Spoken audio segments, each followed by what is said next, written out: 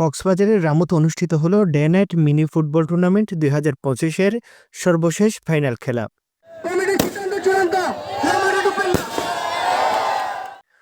March রবিবার রাতে দক্ষিণ মিঠাছড়ি পূর্ব উমখালি একতা সংঘের ব্যবস্থাপনায় এই ডে নাইট মিনি ফুটবল টুর্নামেন্টের সর্বশেষ ফাইনাল খেলা অনুষ্ঠিত হয়।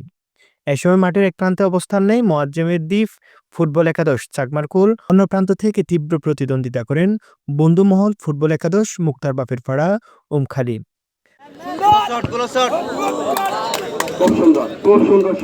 মাঠে খেলায় প্রথমার্ধে এবং দ্বিতীয়ার্ধে কোনো পক্ষ গোল করতে না পারায় ট্রাইব্রেকারের সিদ্ধান্ত হয়। এতে বন্ধুমহল ফুটবল একাদশ মুক্তার বাপের পাড়া উমখালি ১ গোলে এগিয়ে থেকে বিজয় ছিনিয়ে নেয়। ডে নাইট মিনি ফুটবল টুর্নামেন্টের উদ্বোধক ছিলেন রামু উপজেলা ক্রীড়া সংস্থার সদস্য সাইদ হোসেন আকাশ।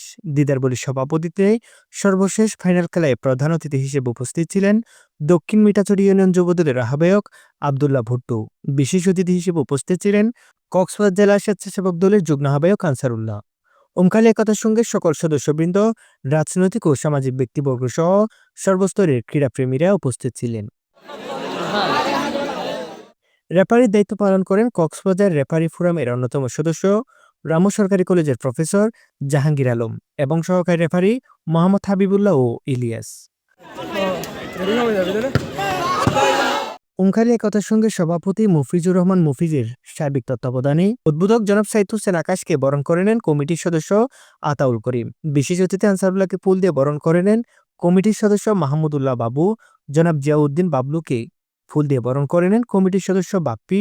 প্রধান অতিথি আবদুল্লাহ ভুট্টুকে ফুল দিয়ে বরণ করে নেন কমিটির সদস্য মিজানুর রহমান মিজান।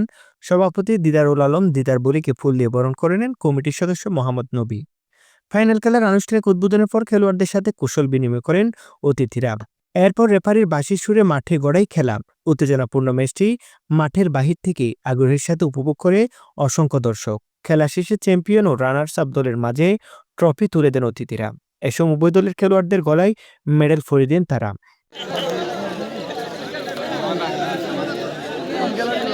নিউজ ডেস্ক, রামু খবর 24।